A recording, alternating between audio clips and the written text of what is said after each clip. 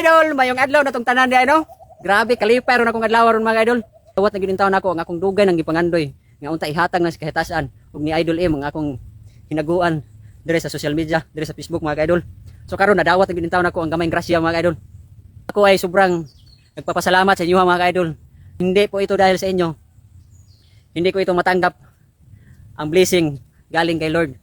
So salamat kayo sa inyo mga idol no. Ug usapasan mga idol, usa sa akong goal nganong nisod ko ni social media mga idol.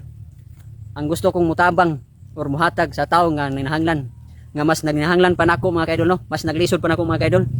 So mao ni mga idol, nagbunga na gyud ang taon. Kani nga grasya mga idol, dili kay ako ara ni o dili kay ako huon ra ni nga grasya naabot nako mga idol. Ako sa nihatag sa tao nga nanginahanglan ug sa tao nga dapat gyud tagahan ning gamayng grasya nga ako ihatag mga idol. So naa ko'y duha ka tawo mga idol no. Dugay nang ginini sukat pa pagkuan mga idol nga unta tagaan ko grasya. Kay kana ako gyud silang tagaan, ug ako gyud silang atuon. So karon mga idol, naabot ang ginintawon ako mga idol no. Grabe mga idol, grabe kalipay na og mga idol. Lahi ra gyud mga idol basta magpugi kita. Ug magampo tas kitasan nga unta tagaan tag gamayng grasya. Ihatag gyud niya mga idol. Di man diha dayon, pero moabot gyud ang higayon.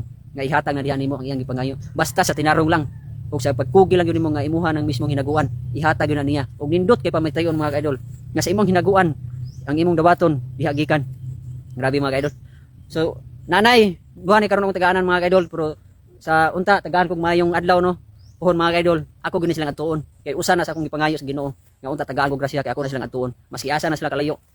Ako gini silang atuon. Tagaan ko gamayng grasya mga idol. Dili lang gyud kini ako on ra gini ang grasya nga naabot ko. So mga nanay, nana ko mga nanay. Paabot lang gamay mga nanay.